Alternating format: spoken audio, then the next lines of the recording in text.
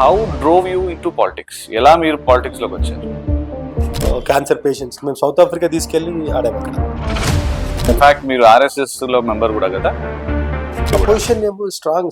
Competition అనేది ప్రతి చోట ఉంటది కదా. ఎస్. అట్లా అని చెప్పి మనం ఎగ్జామ్ రాయడానికి 1,00,000 మంది పోతున్నాం, మనం ఫెయిల్ అయిపోతాం వెళ్ళం కదా. మనకు ఎందుకంటే ఒక ప్రాణం కదా అది. Nothing is valuable than a life. వాళ్ళు అసలు ఫస్ట్ డే సినిమాకి వెళ్ళాల్సిన అవసరం ఏముంది అని ఒక టికెట్ 3,000 పెట్టుకొని వెళ్ళారు వాళ్ళు. ఆన్ ద స్పాట్ అప్పటికప్పుడు రియాక్ట్ అయితే అసలు ఇదంతా ఏది కాదు. సో దీనికి ఎవరు నెగ్లిజెన్సీ కారణం అంటారు? నెగ్లిజెన్సీ అనేది ఇప్పుడు స్ట్రైట్ గా తెలుస్తుంది కదా. సో అట్లా అని చెప్పి అందరు లైన్ కట్టుకొని అక్కడికి వెళ్ళి చూడలేరు కదా. సో ఆయనకి ఏమన్నా పర్సనల్ గడ్జ్ ఉందంటారా, లేకపోతే సమయం వచ్చినప్పుడు స్పందించుంటారు ఆయన? రేవంత్ రెడ్డి గారు స్పష్టంగా బెనిఫిట్ షోసే ఉండవు అని ఎవరు ఫోర్స్ చేయట్లే కదండి. ఎవరు స్తోమత ఉంటే వాళ్ళు వెళ్ళి సినిమా చూస్తారు. 2 రోజులు ఆడితే సక్సెస్ సినిమా. మీ బడ్జెట్ ఎంత? 2 crores. అంటే సినిమా అంతా చేసేస్తారు, వాళ్ళ దగ్గర మళ్ళీ డబ్బులు ఉండవు.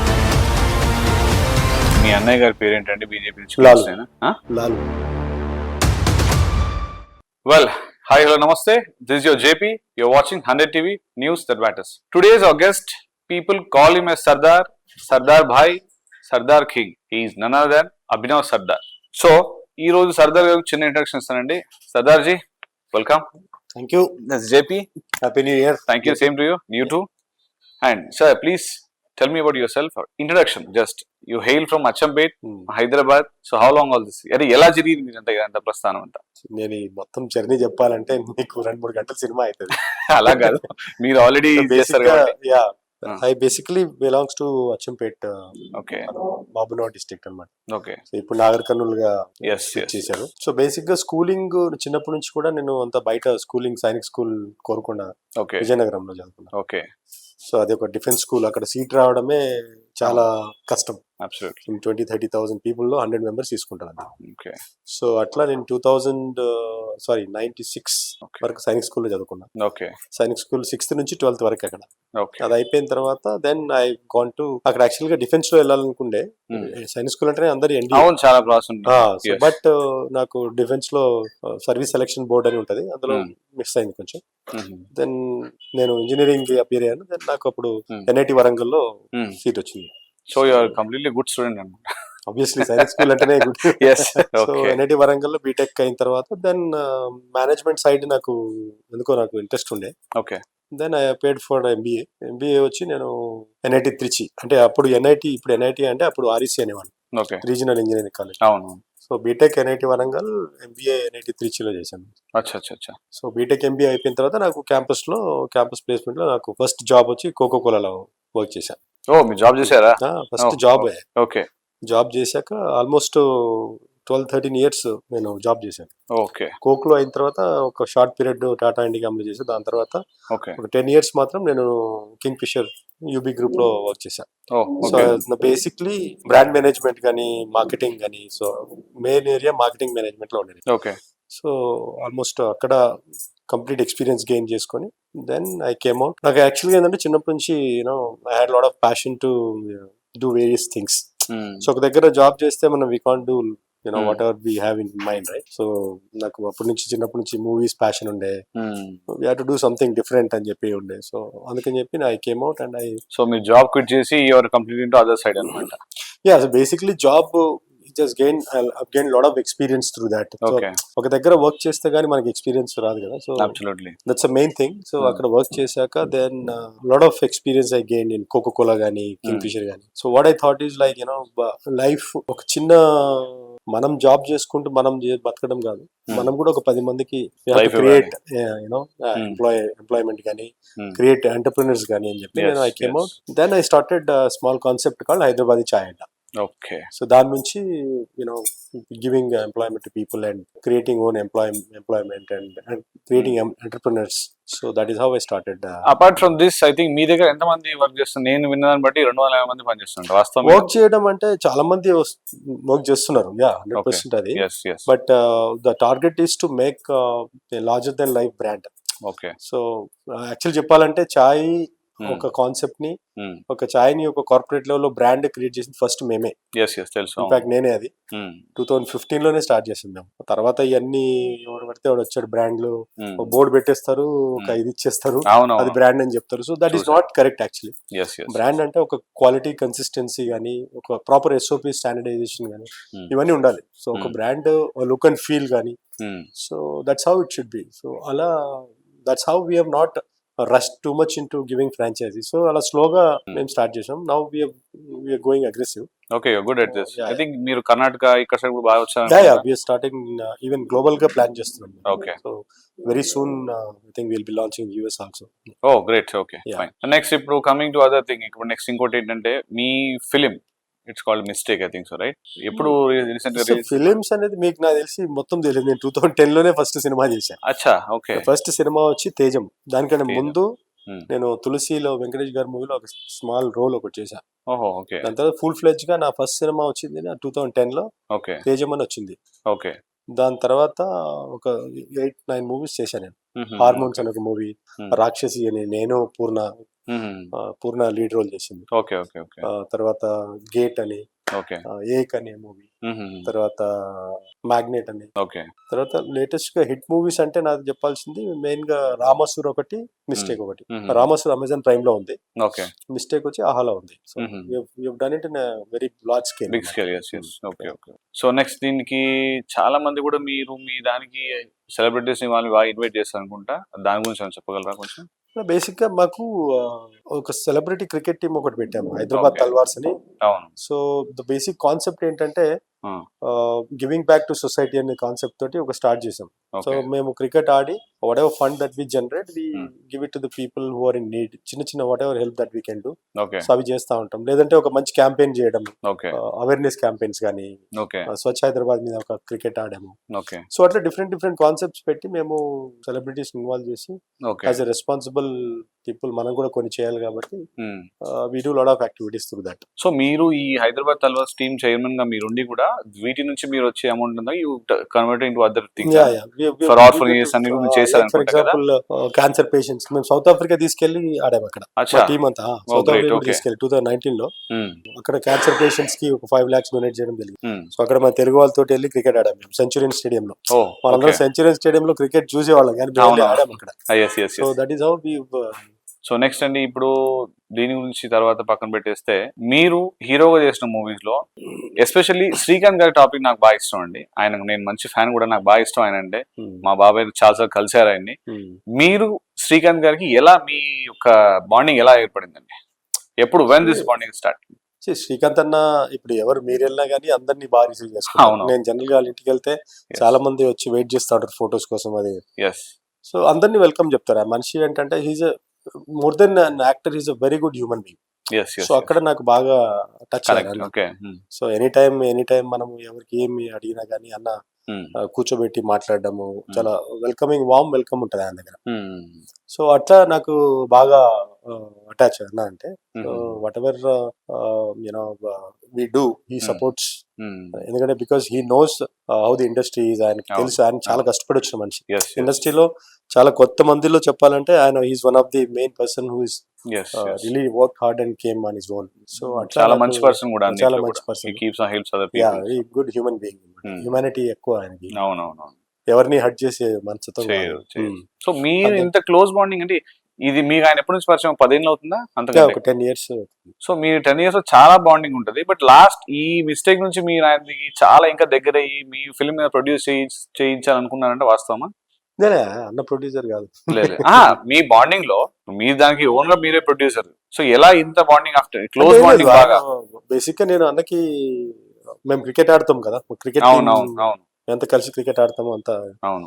సో బేసిక్ గా ఏంటంటే నేను ఇలా చేశాను మూవీ, మీరు సపోర్ట్ చేయాలంటే డెఫినెట్ గా చేస్తాను. మిస్టేక్ మూవీ మీరే మెయిన్ గెస్ట్ గా రావాలి అంటే అప్పుడు వచ్చి హీస్ రియలీ హెల్ప్, యూనో చాలా మంచి మోటివేషన్ ఇచ్చారు. సో బాండింగ్ అనేది మాది ఎప్పటి నుంచి మంచి క్లోజ్, చాలా బాగుంటారు. బట్ మిస్టేక్ మూవీకి use really taken it personally and really help in. చూసాను చాలా సార్లు ఆయన మిమ్మల్ని చేస్తా, మీరు ఆడియో ఫంక్షన్ మీ దాన్ని పిలిచారు కూడా ఆయన. So Sardarji, coming to next topic, మీరు filmography okay your life chairman గా ఈ హైదరాబాద్ ఛాయ్ అడ్డా అండ్ హైదరాబాద్ తల్వార్స్ ఇవన్నీ కాకుండా how drove you into politics, ఎలా మీరు పాలిటిక్స్ లోకి వచ్చారు? బేసిక్ గా నాకు ఫస్ట్ చిన్నప్పటి నుంచి చదువుకుంది సైనిక్ స్కూల్లో కాబట్టి Hmm. అక్కడ నేర్చుకునేదంతా మాకు డిఫరెంట్. ఇట్స్ కంప్లీట్లీ ఒక దేశం భక్తి, Yes. Giving back to society, అదే మనకు నేర్పించేది. సారీ, ఇన్ఫాక్ట్ మీరు ఆర్ఎస్ఎస్ లో మెంబర్ కూడా కదా? Active, right?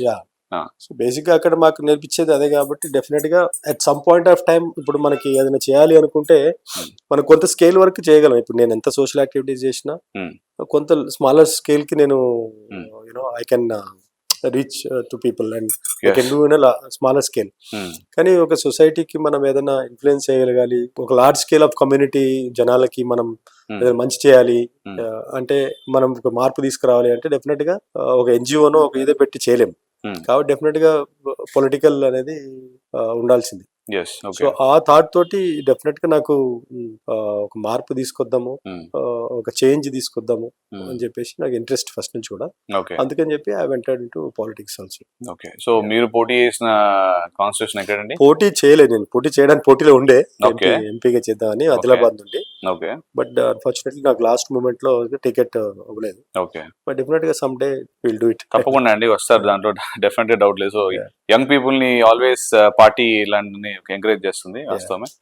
సో అక్కడ ఎడ్యుకేటెడ్ పీపుల్ రావాలి. పాలిటిక్స్ లో ఎడ్యుకేటెడ్ పీపుల్ వస్తే చేంజ్, మార్పు అనేది వస్తుంది. సో ఆదిలాబాద్ అని ఎందుకు మీరు దాన్ని అక్కడే చూస్ చేసుకున్నారు? మీరు లేదు, నేను ఎక్కడైనా అవకాశం ఉంటే చేసేవాడిని. అక్కడ ఎందుకు అంటే నేను బేసిక్ గా నాకు అక్కడ జనాలు మీ కమ్యూనిటీ అని ఎవరైనా కానీ అందరూ పరిచయము. ప్లస్ అక్కడ ఏంటంటే నాకు రూట్స్ ఎక్కువ ఉన్నాయి. అక్కడ రూట్స్ ఎక్కువ అంటే నాకు చాలా మంది తెలుసు కాబట్టి, గ్రౌండ్ రూట్స్. సో అక్కడ నేను మ్యారేజ్ చేసుకుంది అక్కడే కాబట్టి ఆదిలాబాద్ నుండి. సో తెలుసు కాబట్టి నేను అక్కడ నుంచి. సో ఎలా మీకు సన్నిహిత్యం అంత బాగా ఈ బండి సంజయ్ గారి దగ్గర నుంచి, ఈటెల గారి దగ్గర నుంచి ఎలా ఈ సన్నిహిత్యం ఎలా అంటే? బేసిక్లీ మనం పాలిటిక్స్ లో ఉన్నప్పుడు అందరితోటి ఉండాలి కదా. సో డెఫినెట్ గా అందరితోటి మనం కలిసి ఉంటాము. అండ్ అందరు కూడా బాగా సపోర్ట్ చేస్తారు definitely. They also want people who are new faces politics లో రావాలి, యంగ్స్టర్స్ రావాలి. సో అంత ప్రత్యర్థులు మీకు, ఐ మీన్ అపోజిషన్ అంత గట్టిగా ఉన్న టైంలో కూడా మీరు ఎలా అక్కడికి వెళ్ళి పోటీ చేయాలని అనిపించింది? మీ అపోజిషన్ అంత స్ట్రాంగ్ ఉంటే కూడా. అపోజిషన్ స్ట్రాంగ్, కాంపిటీషన్ అనేది ప్రతి చోట ఉంటది కదా. అట్లా అని చెప్పి మనం ఎగ్జామ్ రాయడానికి 1,00,000 మంది పోతున్నాం, మనం ఫెయిల్ అయిపోతాం వెళ్ళాం కదా. మనమే నెంబర్ 1 వస్తామని వెళ్తాం. సో అదే కాన్ఫిడెన్స్ దేంట్లోనే అదే ఉండాలి. ఆల్రెడీ గ్రౌండ్ రూట్స్ మీరు అంత స్ట్రాంగ్ గా ఉన్నాయన్నారు కాబట్టి నేను ఈ క్వశ్చన్ అడిగాను అనమాట. గ్రౌండ్ డెఫినెట్ గా స్ట్రాంగ్ ఉంటది. ఎండ్ ఆఫ్ ద డే మనకు ఎవరో తెలియదు అనుకోకుండా ఉంటే కష్టం కదా. చాలా మంది తెలుసు కాబట్టి it becomes easy more than anything else. More than that మనం చేసే యాక్టివిటీస్ కానీ, మనం చేసే యాక్షన్స్, మనం ఏం ప్రామిస్ చేస్తాం జనాలకి అనేది ఇంపార్టెంట్. సో అది డెఫినెట్ గా gone with clear cut plan కాబట్టి I thought I could make the difference. So ఎంతవరకు మీరు డిఫరెన్స్ చేయగలిగారండి? 100% అందరూ ఎక్స్పెక్ట్ చేశారు వస్తే చాలా బాగుంటది, చాలా మంది బాధపడతారు రాదు. డెఫినెట్ గా they are all waiting for some day. In fact నాకు తెలిసిన అక్కడ మండలాల్లో కూడా నేను చాలా వరకు ఎంక్వైరీ చేయడం జరిగింది మీ గురించి. So is a good candidate అని బాగా గ్రౌండ్ రియాలిటీ బాగా ఇచ్చారు. So hats off for that. Thank you. And coming into this other topics called as trending topics. So the trending topics మీకు తెలిసి ఏమున్నాయంటారు మార్కెట్ లో ఈ రోజు ఫిల్మోగ్రఫీ మీద? ట్రెండింగ్ టాపిక్స్ ఏమున్నాయి ఇప్పుడు? పుష్ప ఒకటే నడుస్తుంది కదంతా. పుష్ప చెప్పండి. అల్లు అర్జున్ గారు రీసెంట్ గా జరిగిన ఈ స్టాంపెడ్ లో సో ఆయన్ని ఇలాగా చేసిన దానికి మీరు దాని మీద ఏం మాట్లాడతారు? బేసిక్ గా నేనైతే కళ్ళారు చూడలేదు. సీయింగ్ ఈజ్ బిలీవింగ్ అంటారు. మనం చెప్పింది విన్నాం కానీ మనం ఏది పడితే అది చెప్పలేము, ఎవరి మీద కామెంట్ కూడా చేయలేము. కాకపోతే సిచ్యువేషన్ అంతా ఇప్పుడు చాలా మంది చెప్పుకోవడము, మన అసెంబ్లీలో రేవంత్ రెడ్డి గారు కూడా చెప్పింది అంత ఏంటంటే, జరిగింది ఒక సిచ్యువేషన్, ఒక అంత వెరీ సాడ్ ఇన్సిడెంట్ అయినా కూడా మనం రియాక్ట్ అవ్వకపోవడం. ఒక నిమిషం, సారీ, ముఖ్యమంత్రి గారి పక్కన పెట్టండి. I'm asking only you. ఈ స్టాంపెడ్ విషయంలో మీ ఒపీనియన్ ఏంటి? జనరల్ గా పబ్లిక్ మాట్లాడంటే అల్లు అర్జున్ గారు వెళ్ళి సారీ చెప్పింటే అయిపోయేది అనే మాట మాట్లాడారు. సో దాని మీద as a film personality I'm asking you, మీరు చెప్పండి దీని మీద. ఇఫ్ నాకు ఎవరు వాళ్ళ ఇది తెలియదు కానీ if I would have been in that place, నేను ఫస్ట్ ఆఫ్ ఆల్ ఇమీడియట్ గా వెళ్ళి సిచ్యువేషన్ ని కంట్రోల్ చేసి, జనాల్ని కంట్రోల్ చేసి, ఆన్ ద స్పాట్ ఎవరైతే చనిపోయారో లేకపోతే సిచ్యువేషన్ బ్యాడ్ గా ఉండి ఉంటారో వాళ్ళ దగ్గరికి వెళ్ళి ఫస్ట్ కలిసేసి వాళ్ళకి కావాల్సిన రిక్వైర్మెంట్స్ కానీ వాళ్ళ హాస్పిటల్ జాయిన్ చేయడం కానీ వాళ్ళకి కావాల్సిన whatever emergency things I would have done as a human. So acting on the spot for something which is very emergency and which is very critical is what a human being should do. So whatever position మనం ఉన్నా గానీ మనకు ఎందుకంటే ఒక ప్రాణం కదా అది, nothing is valuable than a life. So ఈ రోజు మనల్ని నమ్మి మన మీద ఎంతో ప్రేమతోటి అంతమంది వచ్చి అంత చేసినప్పుడు అందులో ఒకరికి ఏమైనా అయింది అంటే ఫస్ట్ పర్సన్ మనం ఉండాలి, సిచ్యువేషన్ అప్పటికప్పుడు మనము హ్యాండిల్ చేయగలగాలి. So that is where I felt little. చాలా మంది అంటుంటారు వాళ్ళు అసలు ఫస్ట్ డే సినిమాకి వెళ్ళాల్సిన అవసరం ఏముంది అంటారు. బట్ ఇంకొంతమంది ఏం మాట్లాడుతున్నారంటే ఒక టికెట్ 3,000 పెట్టుకొని వెళ్ళారు వాళ్ళు అంటున్నారు. సో దీని మీద మీరేమంటారు? వెళ్ళడం కరెక్టా తప్ప? ఇప్పుడు వెళ్ళడం ఒక సినిమాని మనం ఎంటర్టైన్మెంట్ గా చూసినప్పుడు వెళ్ళడం తప్పు లేదు. ఎందుకంటే ఎవరు మనకు ఇప్పుడు మనం ఎక్కడో బయటకు వెళ్తుంటాం, ఏదో ఇన్సిడెంట్ అవుతుంది, మరి మనం వెళ్ళకుండా ఉంటే ఇన్సిడెంట్ అయ్యేది కాదని చెప్పేసి మనం వెళ్ళకుండా ఉన్నాం కదా. సో ఎవరికి we never know what happens. But వెళ్ళినప్పుడు ఎవరి జాగ్రత్తలో వాళ్ళు ఉంటే చాలా మంచిది. అండ్ డెఫినెట్ గా అది ఒక బ్యాడ్ ఇన్సిడెంట్ అది. సో బట్ దానికి డిఫరెంట్ విధాలుగా దాన్ని అందరు జనాలు ఎవరికి పడితే ఎవరి నోట్లో వస్తే అది చెప్పేశారు. కానీ బట్ నార్మల్ గా మన అల్లు అర్జున్ గారు ఆన్ ద స్పాట్ అప్పటికప్పుడు రియాక్ట్ అయితే అసలు ఇదంతా ఏది కాదని చాలా బాగుండేది, సింపుల్ అది. సో ఆయన కిమ్స్ హాస్పిటల్ కి వెళ్ళి ఆ అబ్బాయిని పరామర్శించకపోవడానికి కారణం ఏంటి అంటే మీ ఒపీనియన్ ఏంటి? మీరేమనుకుంటున్నారు దీని మీద? దానికి I don't know what is in his mind. But నేనైతే మాత్రం ఫస్ట్ పర్సన్ మీరు వెళ్ళేవారు చేశారు 100%. మామూలుగా పబ్లిక్ ఏమనుకుంటున్నారు? ఆయన చాలా సందర్భాల్లో మన చేసిన ప్రెస్ మీట్ లో కూడా ఆయన వెళ్ళకపోవడానికి కారణం ఏంటంటే అడ్వకేట్స్ వెళ్ళొద్దు అంటున్నారు. అదేనా? But there might be reasons. But whatever reasons మనం యాజ్ ఎ హ్యూమానిటేరియన్ గ్రౌండ్స్ లో మనం వెళ్ళాలి. That is what. సో మీరుంటే నాకు తెలిసి మీ క్యారెక్టర్ పరంగా మీరుంటే ఆ రోజు రియాక్ట్ అయ్యేవారు. అసలు ఫస్ట్ అక్కడే సిచ్యువేషన్ అందరిని పంపించేసి నేను మీరే ఉండేవారు పక్క. సో దీనికి ఎవరు నెగ్లిజెన్సీ కారణం అంటారు? నెగ్లిజెన్సీ అనేది ఇప్పుడు స్ట్రైట్ గా తెలుస్తుంది కదా. అంటే ఇప్పుడు అతని మైండ్ లో ఏముందో మనకు తెలియదు. బట్ మనం మాత్రం యాజ్ ఎ హ్యూమానిటేరియన్ గ్రౌండ్స్ లో హ్యూమన్ వాల్యూస్ ఉంటే మాత్రం డెఫినెట్ గా ఆన్ ద స్పాట్ మనం రియాక్ట్ అవ్వాలి. సో దాని తర్వాత చాలా మంది సెలబ్రిటీస్ ఆయన ఇంటికి వెళ్ళి పరామర్శించడానికి, దీని మీద మీరేమంటారు? కరెక్టేనా? అది అంత అవసరం లేదనిపించింది నాకు. ఎందుకంటే ఆయన వెళ్ళి ఆయన ప్రాబ్లం లో లేకుండే, ఆయన ఒక 100 రోజులు జైల్లో ఏం లేకుండే, జస్ట్ 1 నైట్ వెళ్ళి వచ్చారు అంతే. కొన్ని గంటలు ఉండడానికి. But okay, I mean as a friend అందరూ వెళ్ళి కలిశారు. That is not this thing. So ఎందుకు ఇంతవరకు హాస్పిటల్కి వెళ్ళి మిగతా హీరోలు కూడా ఎవరు అంతగా అల్లు అర్జున్ గారిని ఆరాధించిన ఈ హీరోస్ అందరూ, సోకాల్ పీపుల్ అందరూ ఎందుకు హాస్పిటల్కి వెళ్ళి ఆ అబ్బాయిని చూడలేకపోయారు? అందరు ఎవరి ఒకటి అంటే అందరు ఎవరి వర్క్ లో వాళ్ళు ఉంటారు. As actor they are all busy and life is important, right? Correct. But అట్లా అని చెప్పి అందరు లైన్ కట్టుకుని అక్కడికి వెళ్ళి చూడలేరు కదా. పిల్లోడు ఇప్పుడు whatever help they are doing, they are able to do it. Actors అందరు కూడా కానీ ఒక మోరల్ సపోర్ట్ లేదంటే whatever ways they are doing, they are able to help. అలా అని చెప్పి ఇప్పుడు అందరూ వెళ్ళి లైన్ కట్టుకుని వెళ్ళి చూడలేరు కదా. టైం ఉంటే మాత్రం డెఫినెట్ గా వెళ్ళి చూస్తారు, కలుస్తారు. సో చాలా మంది జనాల వ్యూస్ ఏంటంటే అండి, ఒక రాత్రి 6 గంటలు ఉన్న దానికి ఇంతగా జరిగితే అల్లు అర్జున్ గారు పరామర్శించారు. అటువంటిది ఆ అబ్బాయి ప్రాణ పరిస్థితిలో ఉన్నాడు, ఆ అబ్బాయి బ్రెయిన్ డెడ్ అయింది అన్నారు. సో అక్కడ దాకా ఎందుకు వెళ్ళలేదు అన్నది క్వశ్చన్ అనమాట. సో ఇది పరిస్థితి. దాని మీద నేను కామెంట్. సో మన రాష్ట్ర ముఖ్యమంత్రి వాళ్ళు రేవంత్ రెడ్డి గారు స్పెషల్ గా అసెంబ్లీలో దీని మీద ప్రస్తావించడం జరిగింది. దీని మీద మీరేం మాట్లాడతారు? ఆయన దాదాపుగా ఒక విలువైన సమయాన్ని మొత్తం దీని మీద మాట్లాడారు. సో ఆయనకి ఏమన్నా ఇది పర్సనల్ గడ్జ్ ఉందంటారా, లేకపోతే ఆయన అంతసేపు మాట్లాడడానికి కారణం ఏంటి? అసలు నన్ను అడిగితే అంత పెద్ద టాపిక్ అంత మాట్లాడుకుని ఉండాల్సిన అవసరం లేదు. ఎందుకంటే దానికంటే చాలా ఇంపార్టెంట్ థింగ్స్ చాలా చేయాల్సింది చాలా ఉంది, డిస్కస్ చేయాల్సింది సొసైటీలో.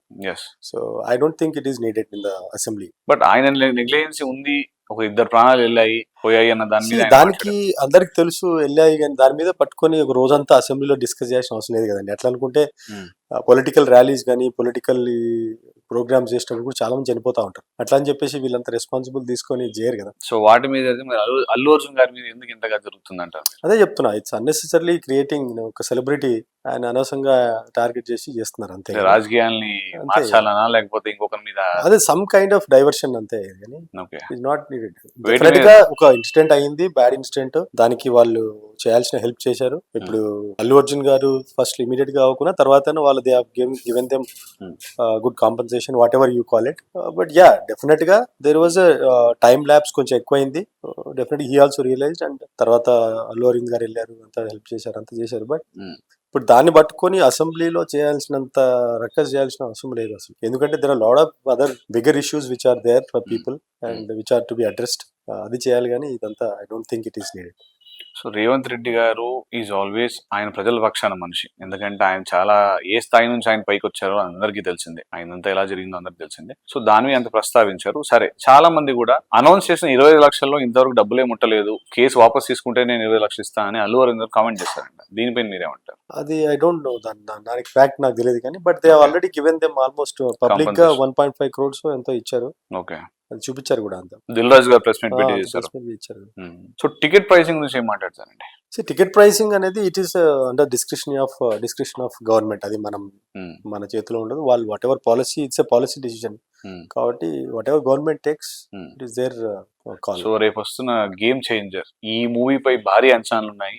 రేవంత్ రెడ్డి గారు స్పష్టంగా బెనిఫిట్ షోసే ఉండవు అని చెప్పేశారు. సో దీని మీద వాళ్ళు ఎలా ఇది చేస్తారు? ఒకసారి నో అన్నప్పుడు నోయే కదా, ఇంకా వాళ్ళు ఎవరేం చేయలేరు కదా. గవర్నమెంట్ ఆర్డర్ పాస్ చేసినప్పుడు CM passes the order, that is final. I don't think film celebrities అందరు కలిసి మేము ఇన్ని 100 కోట్లు పెట్టి సినిమాలు తీసాము, ఇన్ని 1000 కోట్లు మేము కలెక్షన్ చేసాము అన్నారు కదా. ఇంత అవసరమా అనేది ఒక పబ్లిక్ డిమాండ్. ఇప్పుడు ఇన్ని 100 కోట్లు పెట్టి సినిమా తీసాము, మీరు టికెట్ ఎంత పడితే అంత పెంచుకుంటా అంటే ఎలా అని అంటున్నారు. సో దీని మీద మీరేమంటారు?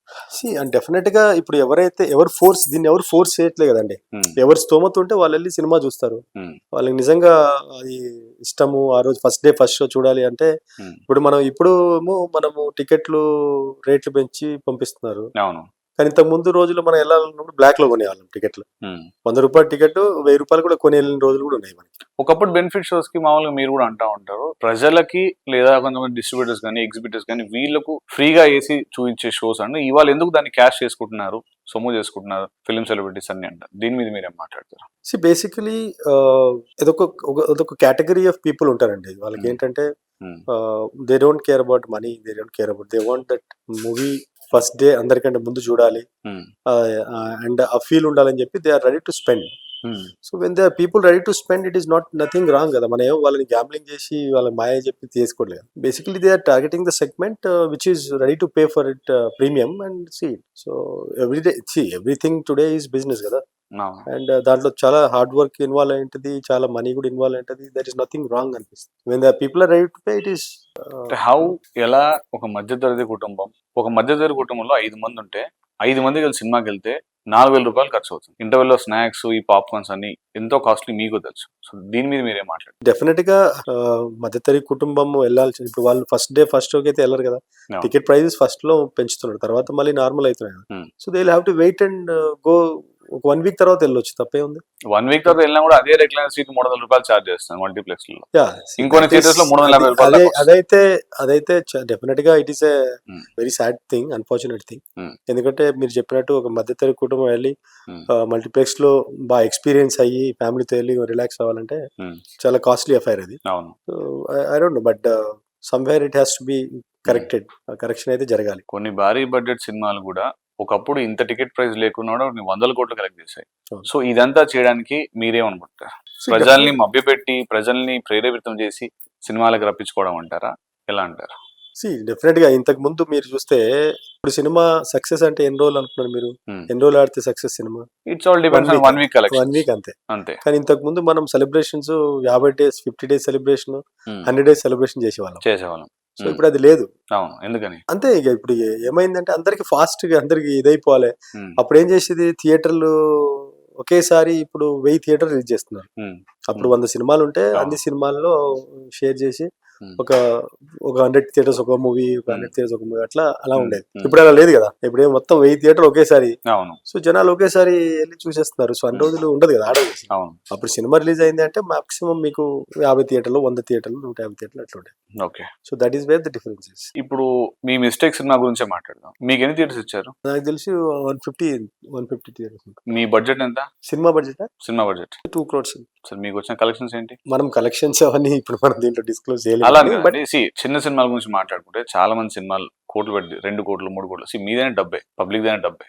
సో వీటి మీద మీరేం మాట్లాడారు? డెఫినెట్ గా చిన్న జనాలకి సినిమాలకి థియేటర్స్ ఇవ్వకుండా పెద్ద సినిమాలు రిలీజ్ చేసేసి వాటి మీదనే ఫోకస్ చేసేసుకొని చిన్న సినిమాని తొక్కేస్తున్నారు అది మాట్లాడుతున్నారు కదా, వీటి మీద మీరేమంటారు? ఏమైతుందంటే చిన్న సినిమాలు చాలా మంచి కంటెంట్ ఉన్న సినిమాలు కూడా ఫర్ ఎగ్జాంపుల్ చిన్నగా చెప్పాలి అంటే ఒక చిన్న పచ్చిగా చెప్పాలంటే ఒక బలగం అనే సినిమా వచ్చింది. అవును, బలగం అనే సినిమాని నేను తీసి నేను రిలీజ్ చేసి ఉంటే ఒక విధంగా ఆడేది. అవును, అదే బలగం అనే సినిమాని దిల్ రాజు తీసుకొని దిల్ రాజు ఓపెన్ థియేటర్స్ లో రిలీజ్ చేశారు కాబట్టి ఒక విధంగా. అవును. సో సింపుల్ ఇదేంటంటే ఒక ప్రోడక్ట్ సక్సెస్ఫుల్ ప్రోడక్ట్ నా దగ్గర ఉంటది, but it is the person who is introducing it to the market and who is taking forward. So దాని వాల్యూ వేరే ఉంటుంది. అలా జరగాలంటే కూడా అలా జరగాలంటే కూడా ఒక సినిమాని బయటికి రావాలి, అది ఎందుకు రానియట్లేదు? సినిమాలు బయటికి అయితే వస్తున్నాయి, చాలా వరకు అంతే వస్తున్నాయి, కానీ ఎక్కడ ఫెయిల్ అవుతున్నాయి అంటే చాలా వరకు నేను ఫస్ట్ సినిమా నుంచి తేజం నుంచి ఇప్పుడు దాకా నా సినిమాలన్నీ చేసినవన్నీ రిలీజ్ అయ్యాయి.